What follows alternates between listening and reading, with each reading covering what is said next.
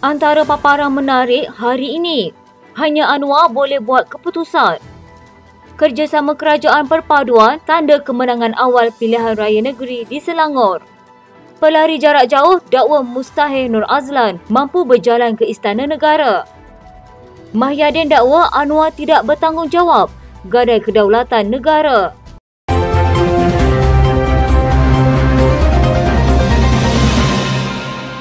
Perikatan Nasional gagal memainkan peranan sebagai pembangkang konstruktif dan berkualiti. Menurut ahli jawatan kuasa amanah Faiz Fadil, PN bukan sahaja gagal membentangkan belanjawan bayangan, malah tidak dapat memperkenalkan pernyataan dasar seperti yang dijanjikan pengerusinya, Tan Sri Mahyadin Yassin.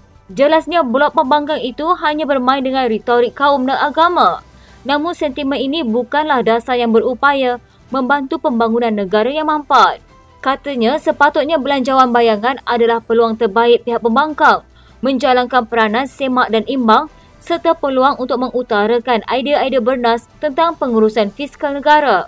Menurut Faiz, kegagalan PN memperkenalkan belanjawan bayangan dan polisi statement hampir 2 bulan selepas kabinet bayangannya dibentuk mendedahkan ketandusan idea pembangkang. Tambahnya, perang terbuka pemimpin PN dan Perdana Menteri dalam isu negeri boleh menjadi ancaman kepada konsep federalisme yang dipegang selama ini.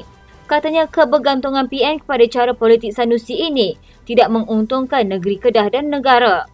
Sanusi harus memahami bahawa Pulau Pinang telah sekian lama menjadi penghubung Kedah untuk hal-hal perdagangan antarabangsa. Oleh itu, Sanusi seharusnya lebih bertanggungjawab kepada rakyat Kedah dengan menumpukan aspek pentadbiran dan ekonomi dan bukannya berpolitik siang dan malam.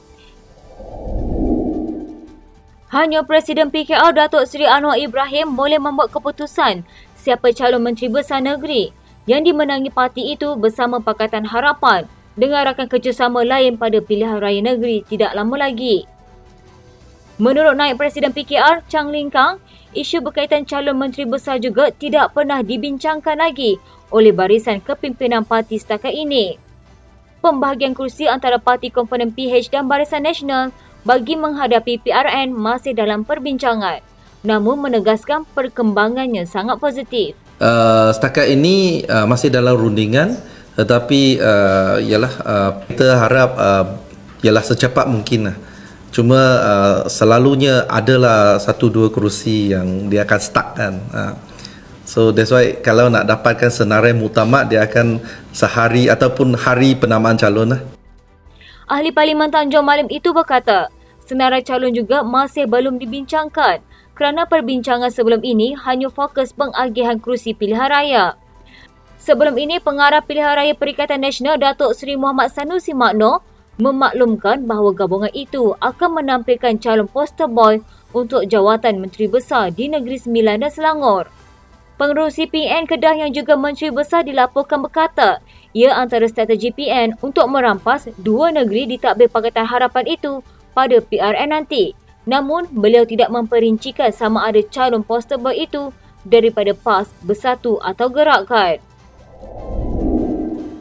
Sesi dialog Kementerian Pengajian Tinggi bersama Menterinya Muhammad Khalid Nordin menjadi saluran untuk pelajar universiti, ahli akademik dan naib kansellor menyuarakan serta mendapatkan jawapan berhubung Akta Universiti dan Kolej Universiti AUKU.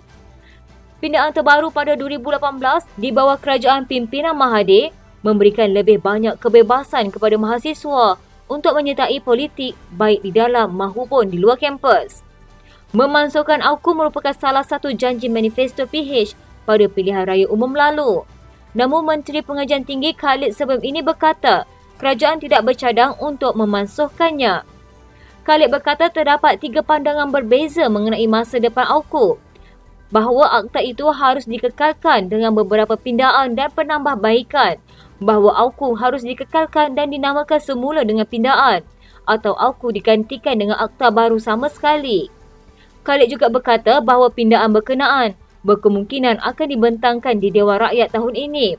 Dengan draft rang undang-undangnya terlebih dahulu akan dihantar kepada Jabatan Peguam Negara untuk kelulusan pada pertengahan Jun. Menurutnya lagi, perubahan itu akan membolehkan mahasiswa mendapat kebebasan sepenuhnya dalam menyertai aktiviti di dalam dan di luar kampus.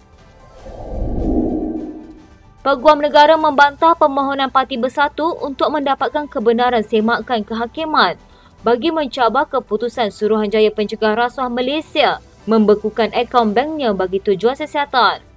Peguam Kanan Persekutuan Samsul Bol Hassan bagi pihak Peguam Negara memberitahu Mahkamah Tinggi di Kuala Lumpur bahawa perintah pembekuan oleh SPRM itu tidak boleh dicabar melalui permohonan semakan kehakiman. Katanya, kuasa mengeluarkan perintah pembekuan adalah salah satu mekanisme siasatan dan agensi penguatkuasaan undang-undang diberi kuasa untuk mengeluarkan perintah membekukan harta seseorang apabila memenuhi beberapa syarat. Beliau berkata permohonan kebenaran itu harus ditolak atas alasan akaun bank Bersatu yang dibekukan telah menjadi subjek pertuduhan jenayah, menjadikan sebarang aduan berkaitan akaun bank tersebut berada dalam bidang kuasa Mahkamah Jenayah. Katanya perintah pembekuan itu yang dikeluarkan ke atas akaun bank Bersatu kini telah menjadi subjek dalam pertuduhan jenayah terhadap Tan Sri Mahyadin Yassin. Oleh itu, kami menyatakan bahawa dengan membenarkan kebenaran semakan kehakiman terhadap perintah pembekuan tersebut akan membawa kepada campur tangan Mahkamah Sivil dalam melaksanakan kuasa penyeliaannya dengan bidang kuasa Mahkamah Jenayah. Pada 8 Mac lalu, Datuk Muhammad Suhaimi Yahya dan Mahyadin bagi pihak parti berkenaan memfailkan semakan kehakiman itu dengan menamakan Ketua Pesuruhjaya SPRM Tan Sri Azam Balki dan 19 lain sebagai responden pertama hingga ke-20. Kerjasama yang dijalin antara Pakatan Harapan dan Barisan Nasional Selangor merupakan kemenangan awal sebelum pilihan raya negeri bermula.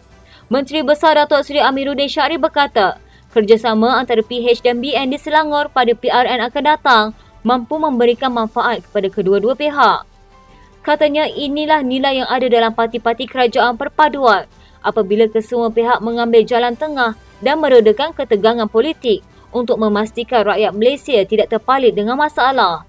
Berbeza dengan pihak lawan, mereka sentiasa mencatur kedudukan politik sehingga rakyat menerima tempias yang buruk sekali. Amiruddin berkata PN akan sentiasa menggunakan naratif kaum dan agama sehingga mampu menjadi senjata utama untuk meraih kesokongan pengundi.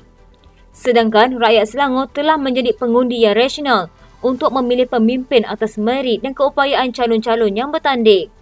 Menurutnya, PN sedang bertempur sesama sendiri bagi memastikan parti masing-masing mendapat kerusi terbanyak untuk ditandingi.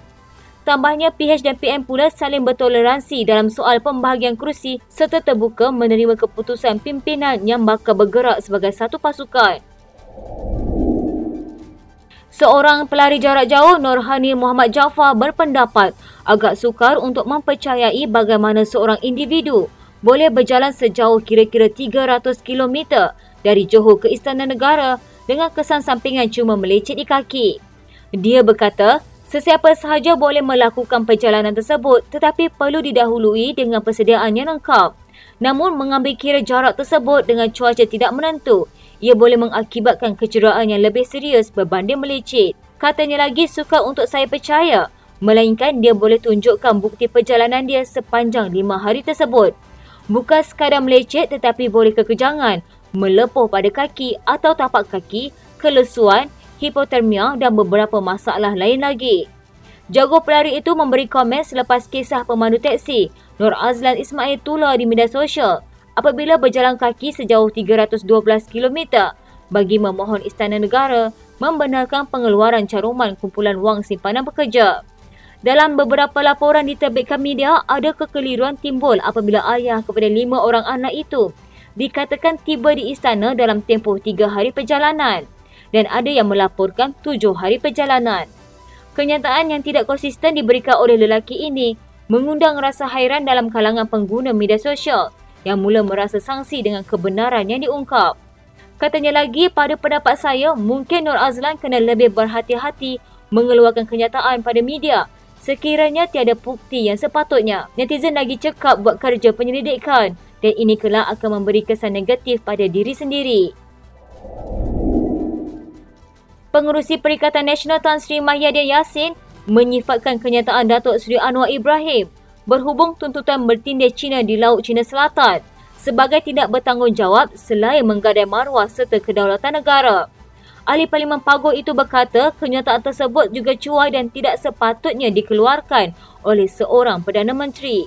Malah, Mahyadin mendakwa implikasi daripada tindakan tersebut secara tidak langsung memperakui tuntutan China terhadap kawasan yang sudah sah menjadi wilayah Malaysia. Katanya Malaysia masih tegas mempertahankan kedaulatan wilayah dan keselamatan bagi melindungi hak dan tuntutan negara. Kenyataan Perdana Menteri tentang keterbukaan Malaysia untuk berunding ke atas hak wilayahnya telah mengundang risiko ancaman kedaulatan negara. Kenyataan Perdana Menteri yang dibuat di Parlimen adalah amat lemah, tidak bertanggungjawab dan kelihatan seperti menggadai maruah dan kedaulatan negara kepada kuasa asing. Sebelum ini, Anwar ketika sidang Dewan Rakyat memaklumkan Petronas akan terus melaksanakan kerja-kerja cari gali minyak di kawasan sedia ada di Laut Cina Selatan. Namun menjelaskan kerajaan masih terbuka untuk rundingan sekiranya China merasakan kawasan berkenaan adalah wilayah negara berkenaan. Dalam pada itu, Mahyadin turut mendakwa kawasan cari gali Petronas yang dirujuk oleh ahli Parlimen Tambun itu merupakan dalam wilayah Malaysia dan tidak boleh dirundingkan walaupun dituntut oleh China. Sekian, saya Syahidah Zakaria. Rentasan malam di TV pada hari ini.